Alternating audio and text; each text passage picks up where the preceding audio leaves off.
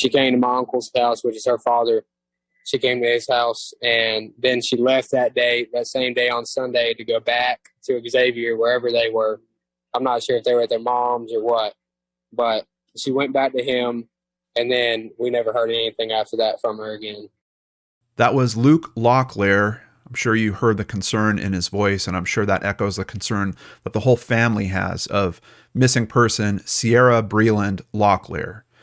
Now, it's been just a week since her reported last sighting, but to be honest, I'm not so sure about that date. I know the family has some concerns about that as well, and we've got some troubling information that's coming out very recently about this case. We need to open up all eyes, ears, and hearts and get them looking for Ciera. Will you help me? It's time to turn on the searchlight for Ciera Breland Locklair.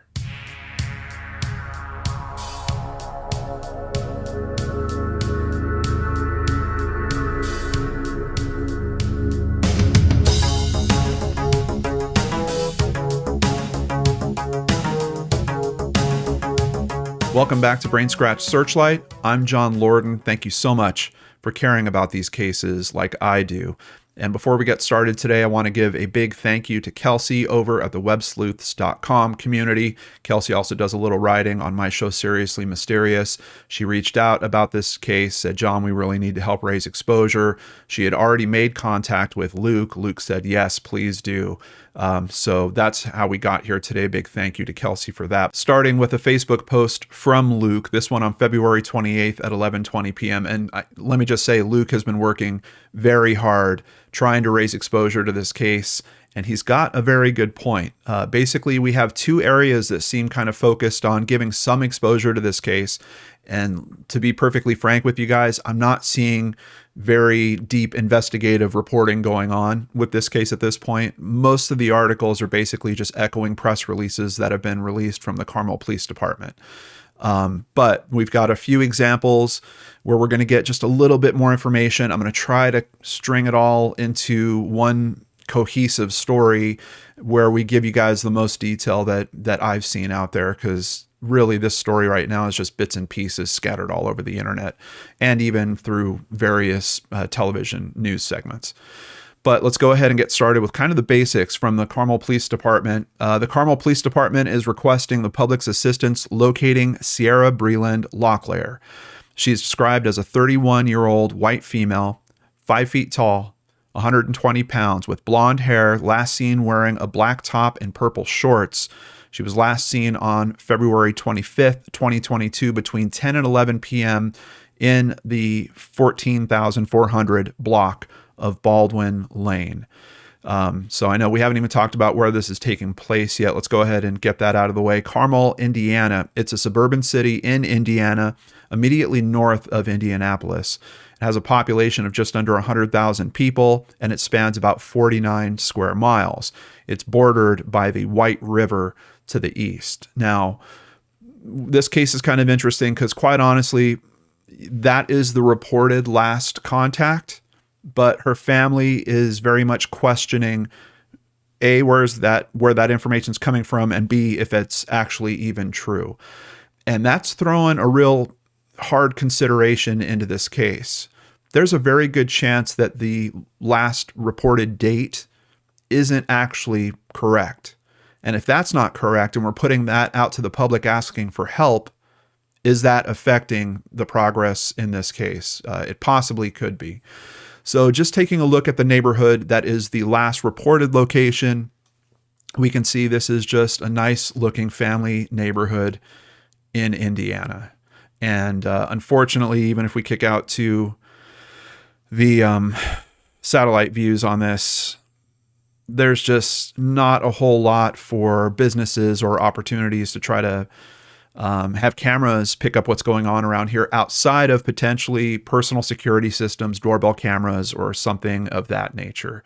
But this is kind of landlocked in a neighborhood area here with no businesses actually showing up here on the satellite view.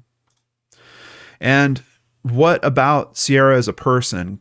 That's been one of the hardest things to research. I'm not finding any real social media information available for her. So that has been kind of tough.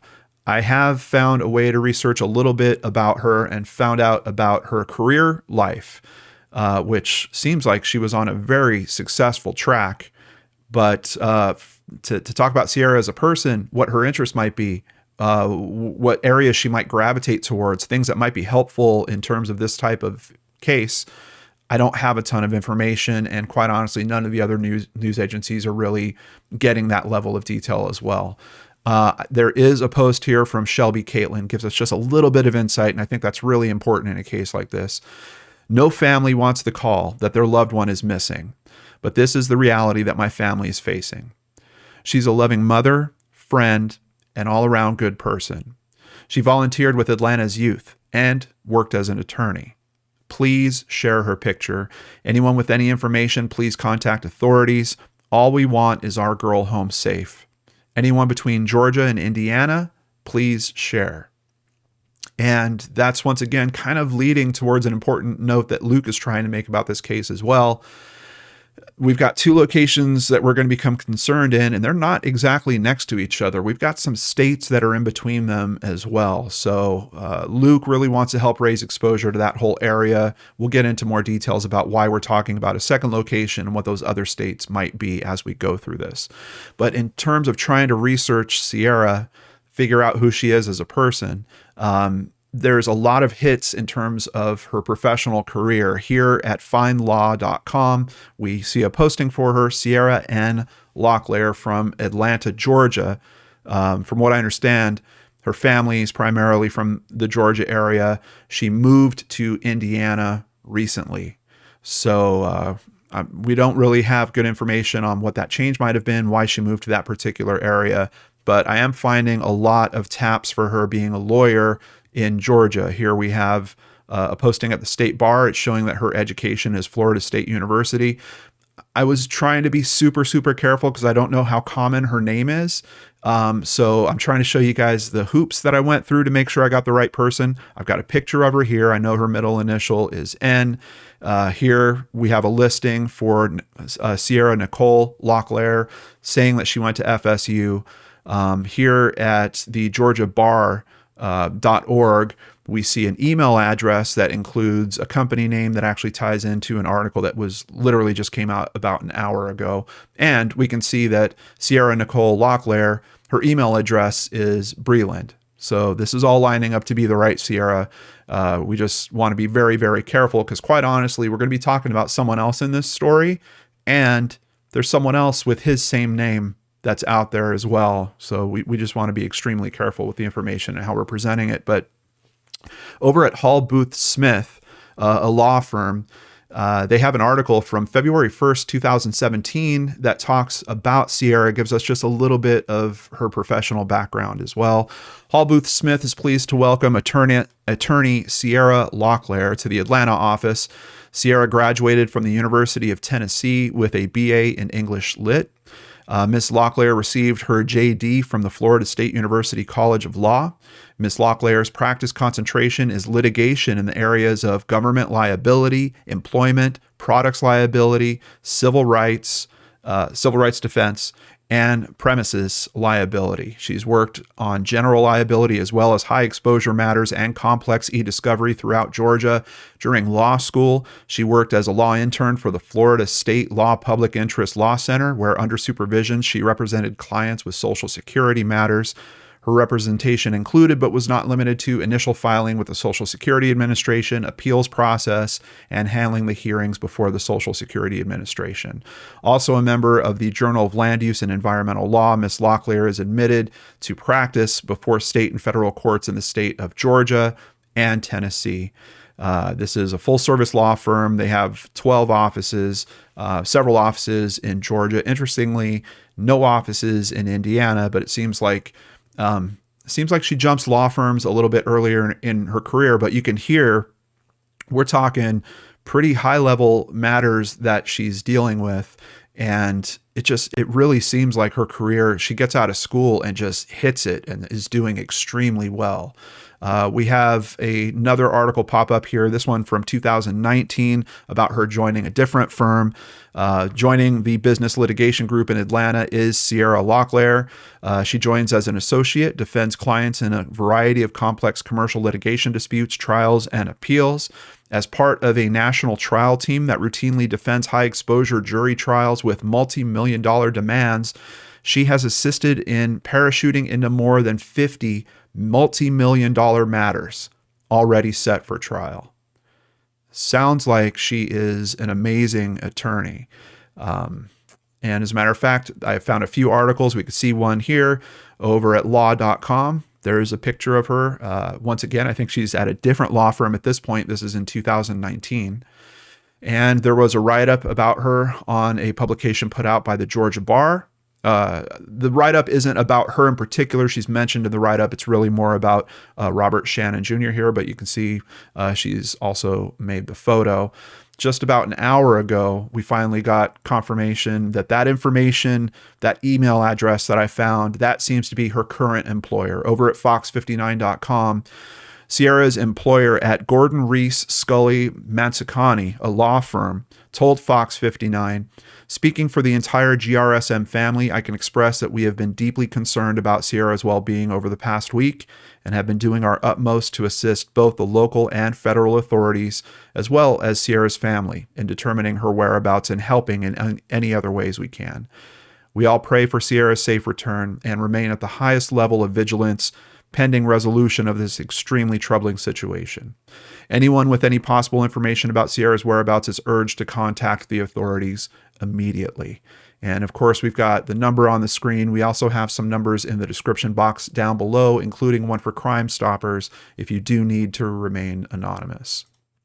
So I know we're kind of light on details. Let's get back into trying to figure this out. I just wanted to kind of paint a picture of who Ciera is as a person, and what I can see is from her professional standpoint, she seems like a star. So what else is going on in her life that might be affecting this? Is there some reason why she would want to leave? It sounds like she's a mother, and I don't think that her son is very old. Based on the information I'm seeing, it seems like he's under the age of 1.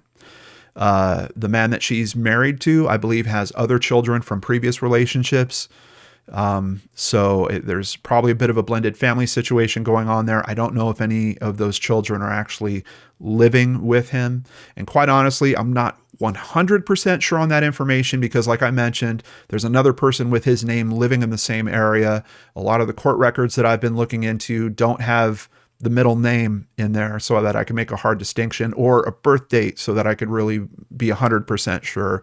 But I believe, based on the information that I'm seeing, that we're looking at a possible blended family situation with other children from previous relationships on the husband's side. Carmel police seek help to find 31-year-old woman. This posted on February 26th, 2022. Ciera Breland Locklair was last seen Friday in the 14400 block of Baldwin Lane. Anyone with information was asked to call the Carmel Police Department. Of course, we've got their number on the screen here, but we're not sure about that location. I'm going to keep throwing that out there because we know that there's another location we're going to be talking about. Over at Fox 13, we get another comment. The official missing persons report states she was headed to the store, but family members said she never arrived there, and police told them there was no surveillance video of her entering the store. So it sounds like they know what store. That information hasn't been released publicly. I'm just curious to hear the details about it to see if it makes sense, because we're saying that the last time she was seen was between 10 and 11 o'clock at night in February. What's going to make you go out to a store at that time? Yes, she's a mother. Maybe there was something urgent that she needed to go get. You would think it would probably have to be something that they needed that night, because why not just wait until the next morning? We don't have any details to really kind of test that story. And quite honestly, we have other details which might make that whole story not much to look into. But here's where we get into the second location over at wishtv.com. Police in Johns Creek, Georgia, which is near Atlanta, confirmed they have joined the search for Ciera Breland Locklair. In a statement, the Johns Creek Police Department announced that they are working in conjunction with the Carmel Police Department. The Johns Creek Police announcement did not immediately indicate the possible connection between the city and Breland's disappearance. A missing person poster from the Aware Foundation, which tracks missing persons cases, quoted family members who said Ciera Breland had just been in Johns Creek the week before she was reported missing, and that they did not see her return to Indiana. So we're getting some sense here. Family is questioning some details in terms of what's been released officially about the missing persons report. Johns Creek, Georgia is a city in Fulton County. It's a northeastern suburb of Atlanta, and it's quite a distance from the address we've been given in Indiana. I'm assuming, and I don't know this, once again, the information's extremely limited, but I'm assuming that this address is probably likely close to either where they were living or maybe they were visiting a family, something close to them. But we can see that this other area that now gets hooped into the investigation, over 500 miles away. And back to the point that Luke is trying to raise with getting exposure raised to this case in other states, look at the route or the different routes. There's a few that you would take to get from Johns Creek. You could go up through Tennessee, through Nashville, then you'd have to cut through Kentucky to get up to Indiana. This route over on the right actually also nicks you right into the corner of Ohio. So we've got several other states that might be part of this equation, and there's no press that's really going out specifically for these states that I'm seeing outside of, things that are being posted online, but there is no like local news organizations. First of all, the news organizations that are picking this up, like I mentioned, they're not doing extremely deep coverage, but in these other surrounding areas, even along this path, I'm not seeing any hits. All I'm seeing is it focused on Indiana, of course, because that's where the missing persons report statement says that she was last seen. And then this new twist of Johns Creek, and we're not exactly sure why, except for it seems like the family's saying, hey, we know that she was out there. We never saw her come back to Indiana. No one saw her after that. You would assume that her husband probably saw her. And I think that's where a lot of these questions are stemming from. Is that information really trustworthy? Carmel Police said they've been working with the City of Johns Creek Police Department in Johns Creek, Georgia, in relation to this case. CPD also noted that a family member has been identified as a person of interest. Who are we talking about? Let's take a look over at Facebook from another member of the Locklair family. They were asked by someone named Julie Barney, why are they looking in Georgia? The family member replied, we really don't know much. He has family in Georgia, where she is last believed to be seen, I guess. Last confirmation of being seen was in Georgia. No one but her husband has come forward about her going back to Indiana. He reports her missing from there, but no one saw any evidence of her being there during the suggested timelines. So pretty clear that the family has some questions here. And despite the fact we had one article that wouldn't name this new person of interest, very quickly it comes out through several other news agencies over at WTHR, husband identified as a person of interest. Through the investigation, 37-year-old Xavier Breland Jr., Ciera's husband, was identified as a person of interest. He has not been criminally charged in relation to his wife's missing persons case. Xavier has been arrested, but he's been arrested on an unrelated warrant out of Coweta County, Georgia. He's currently incarcerated at the Hamilton County Jail in Indiana, awaiting extradition back to Georgia. So we've got other charges that he's already dealing with. What are those charges? We're going to get into some more of that information as we keep rolling forward here. Continuing with an article at Wish TV, Luke shared some information with them. It sounds like Ciera had only moved to Indiana within a few months, but he was pretty concerned. Quote, after she moved there, it just all went downhill and stuff started happening, and then she disappeared. She wasn't communicating with everyone like she used to, and it was kind of like he was brainwashing her, according to what Luke says. Continuing at Fox 5, here's a picture of Xavier Breland Jr. He was arrested. Investigators have not revealed what charges were listed on the warrant. We'll see if we could dig up more information about previous charges. I don't know if they're the exact charges that he's being held for, but we've also got some social information from the family we're going to try to weave into all this and see if we can make some sense out of it. But there's another important point that this article makes I want to touch on as well. They're talking about the original missing persons report. They're saying that it states that she was headed to the store, but keep in mind what she was wearing: a black top and purple shorts. The Fox 5 storm team said temperatures in Carmel, Indiana were in the mid to upper 20s that night. She didn't drive to the store. Her vehicle is left behind. So she goes walking in shorts at 10 to 11 o'clock at night to go to a local store. She also left without her cell phones, credit cards, or her months-old son, family members said. So didn't take her cell phones, didn't take her credit cards. There's problems all over this story. We have a quote from the investigators here. This continues to be an active investigation, and this is the only information that will be released at this time. As the investigation continues, more information will be released as it becomes available, the release noted. Of course, we know that they're going to play this close to the vest, and it sounds like maybe they have enough information they're processing right now. They're not necessarily leaning on the public for help. Her family is being very clear. They want the public's help.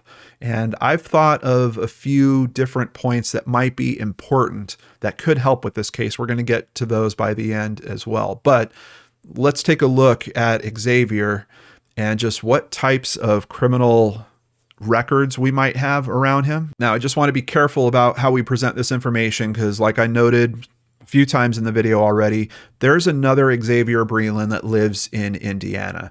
As a matter of fact, I think that he commented in one of the chains on Facebook that was happening around this, and people started asking, oh, wait, are you him? Are you him?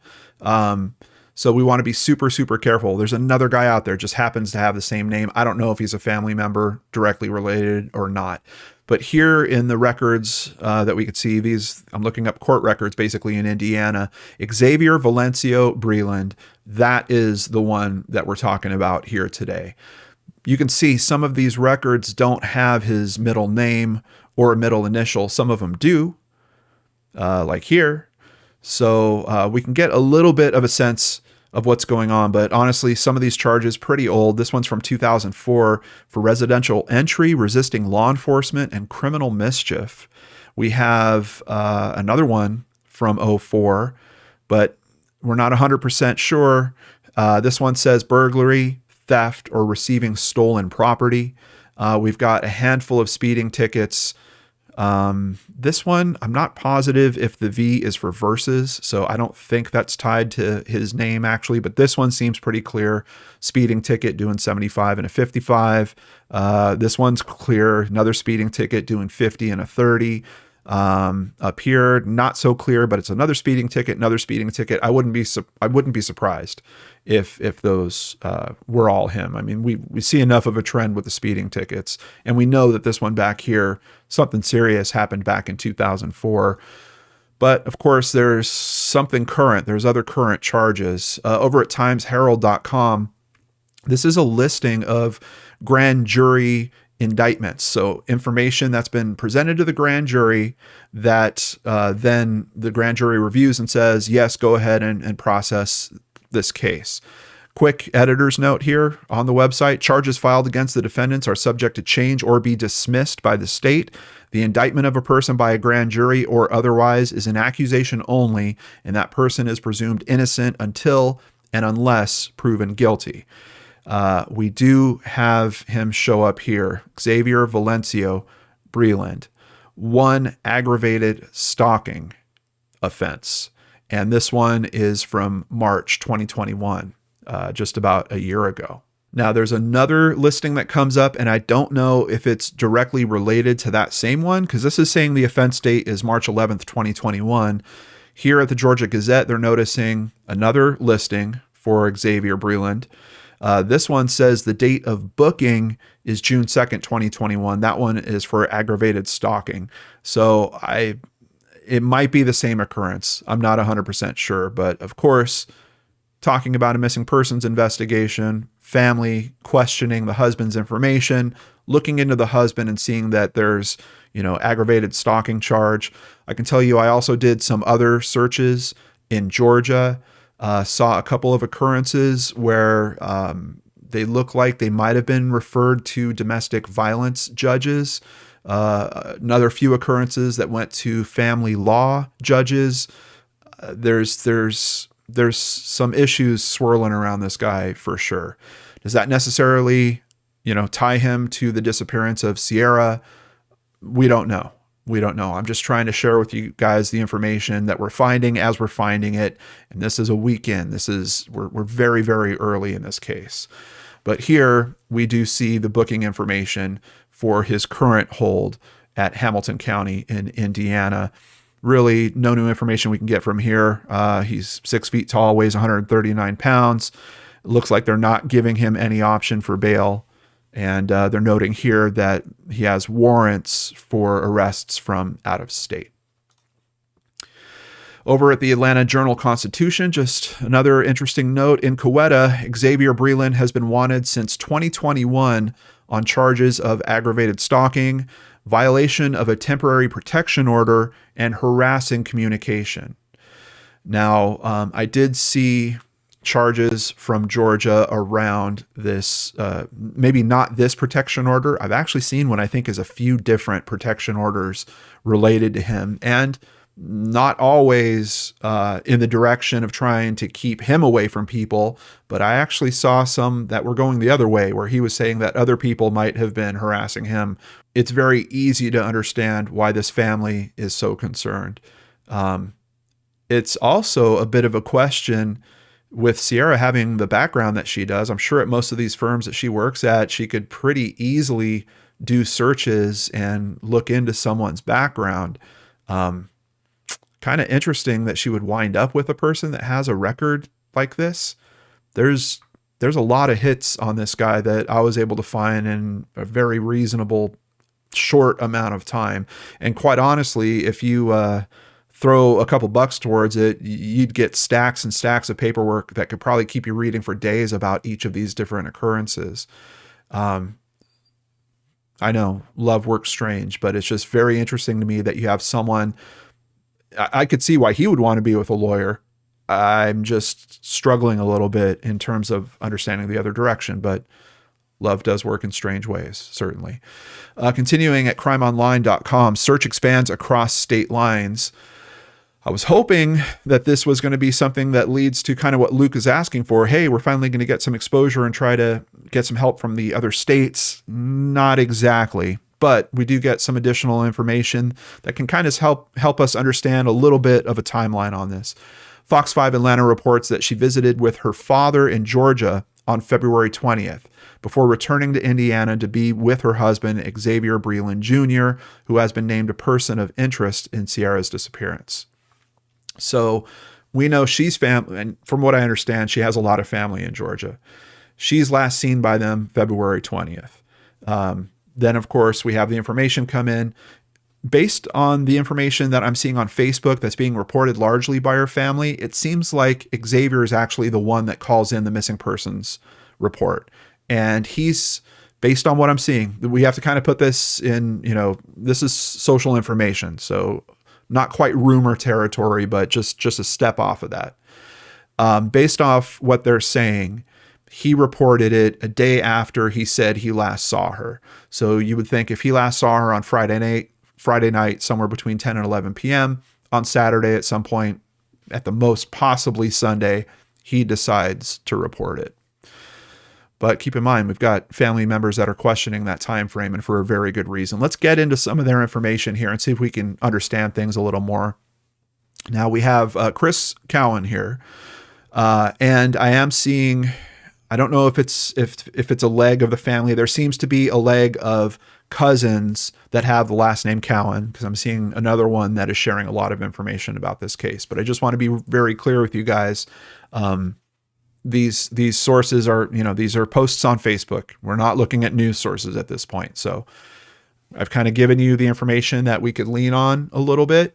And based off, I don't know, if you know these family members, you might be able to trust this information a little more or a little less. This is the talk that's happening on Facebook. Please copy and repost to spread this information. This is my children's cousin. She was last seen Sunday. Now, he gets the month wrong here, obviously. He's saying it's April 20th. We know that the family last saw her on February 20th. Heading back to Indiana with her husband and kids somewhere, and there's another important distinction, kids. We know that she has one child herself, a little boy, only several months old. And I'm just wondering, based off this information, is it a simple typo, or is this kind of that blended family situation I was talking about? Are there other kids that are along for this trip as well? That could be very important information to the investigation. Give them different interviews that they would have to conduct to try to understand what's going on around all of this trip. Somewhere along the way, she disappears and is believed that has met foul play at the hands of her estranged husband, Xavier Breland, while traveling. Now, I don't know why Chris is saying estranged husband. I'm not seeing anything that says that they were necessarily separated at the time. The information from Luke seems to kind of also lead us to they were actively together. We know that it seems like at a minimum, they're traveling together. So I'm not 100% sure about that terminology. He showed up back in Indiana with her car, kids, her 2 cell phones, but not her. 2 cell phones, little interesting, but not unheard of for an attorney. They could have a work phone, but we'll get some more information on that. He was arrested in Indiana for discharging a firearm in the garage of a residence. He was found to be wanted in Coweta County, Georgia, and in violation of the possession of a firearm by a convicted felon law. Currently, he's awaiting extradition back to Georgia for probation violation regarding felony domestic aggravated stalking conviction in Coweta County against an ex. Let's go ahead and continue with some more information from family here. Another one of the Cowan family, Jake, making some comments here. And these comments found just right under the Carmel Police Department's posting about this case. There's been a history of he's calling it boyfriend here at this point. There's been a history of the boyfriend being so violent that she had to get a burner phone because he would take her phone. So that might explain why we're talking about 2 phones. When she supposedly left, she left both of her phones and her baby and started walking in the winter wearing shorts and a tank top. The boyfriend's story doesn't add up. Here on the next post, he actually does refer to him as the husband. The husband was arrested today. The GBI, or the Georgia Bureau of Investigation, is searching his mother's house. May justice be served. Once again, this is social information being posted on Facebook. I'm not seeing any articles talking about searches happening at a mother's house in Georgia related to this case. But this is what Jake is saying on Facebook. He was on probation and is a felon. He discharged a pistol in his garage today in Indiana and is being brought back to Atlanta for violating probation.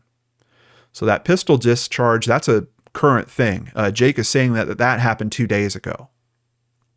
I don't know what that's around. Were investigators trying to talk to him? Did they show up? Was there something like that? Was there some other disagreement? Was no one around? Did all of a sudden there's a gunshot in a garage and a neighbor across the street calls the authorities? We have no idea about the conditions around that story. And keep in mind, this is a post on Facebook from Jake. But continuing down here, Luke jumps into the conversation as well. They came to Georgia to his mom's house for vacation. And then he came back to Carmel where he lives and said she went missing Friday and waited 24 hours, he said, until he reported her missing. My sister, which is her cousin also and her go-to for everything, hasn't heard from Ciera since Tuesday and has been calling her. And she would always call back. She literally tells her everything She's been missing since Tuesday. Luke is trying to get the word out there that that date that we have on these posters is incorrect. And if we just throw it together here on a quick little calendar, last seen by her family at her father's house, Sunday the 20th. Last regular contact with her family members, including her cousin, Luke's sister, that stops on Tuesday the 22nd, despite them reaching out and trying to get in touch with her. Husband says they go home. Last time he sees her, between 10 and 11 p.m. We don't know when. I don't know what day in particular they say that they got home. But he says this is the last sighting. And then over the weekend on Saturday or Sunday, I assume he is filing this report. So we've got a little bit of an issue here when we're putting out information, asking for the public's help, and we're saying, hey, this is someone that went missing on the 25th. Well, if you saw something strange on the 22nd, is that going to really trigger in your mind for, oh, wait, well, she wasn't missing at that point, so I don't need to tell anyone about that. Pretty worried about that aspect. Not to mention the stretch, over 500 miles, multiple routes that could take you through a few different states. We certainly need exposure raised to this case in this whole area. We need this whole place lit up. And I think it would help if there was some other information that could, like, what are we asking the public for? Yeah, it'd be amazing if someone saw the young woman that's in those photos down below, but I don't think that that's what we're talking about.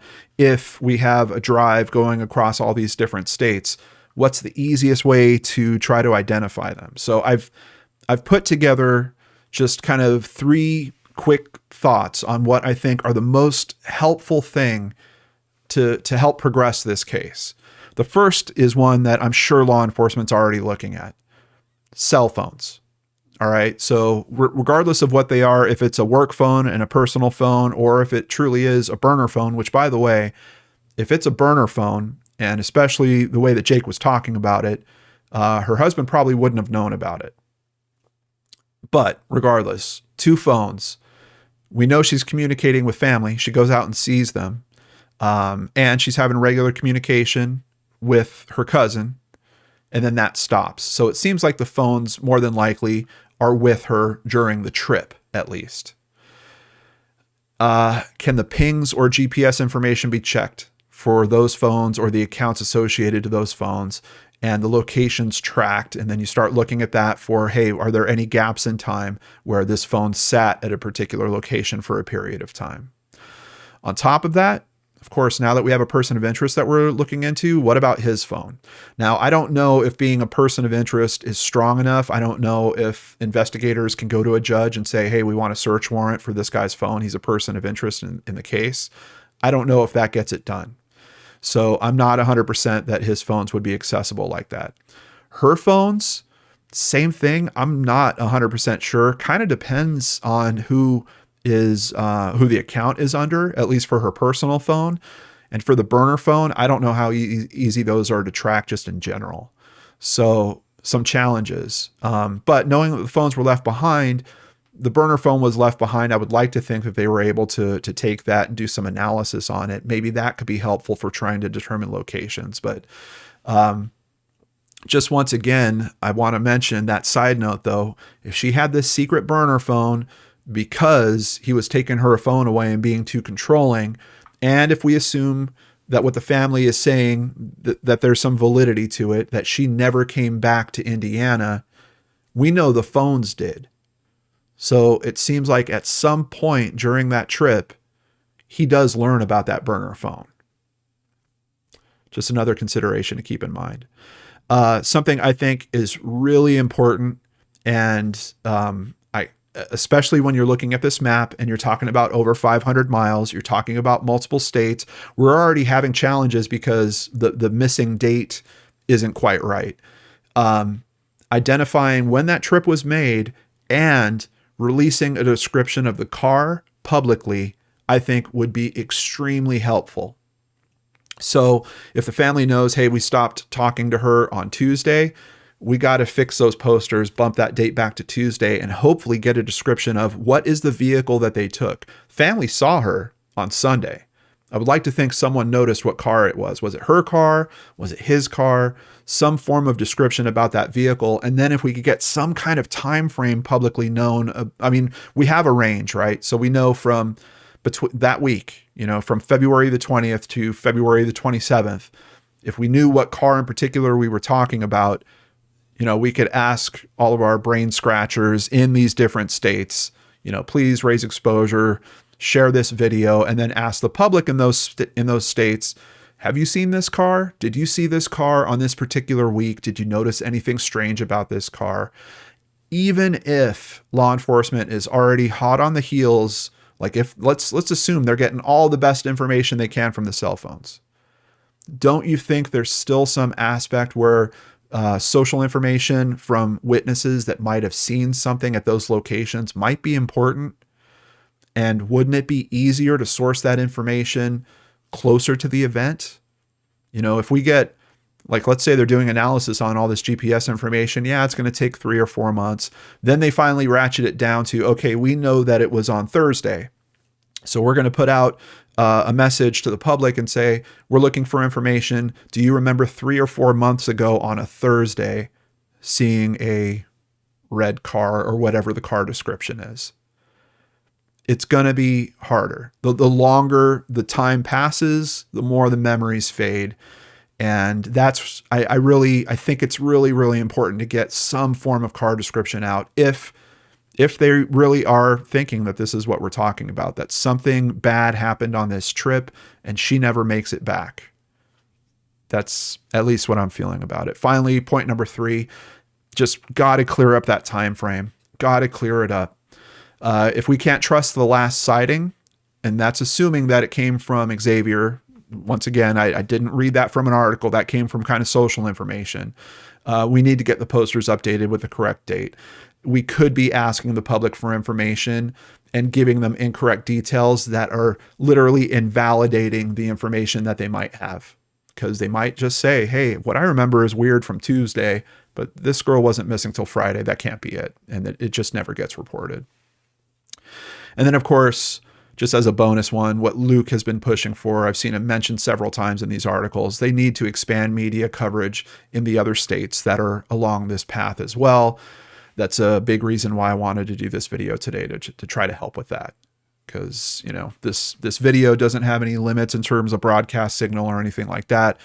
All it has limits is in terms of interest. If you feel compelled to help with this case, please just take a moment, look at this map, look at the states that we're talking about, look at these areas and think, do I have any friends? Do I have any family? Anyone in this particular area that might know something, might have seen something, might be part of this?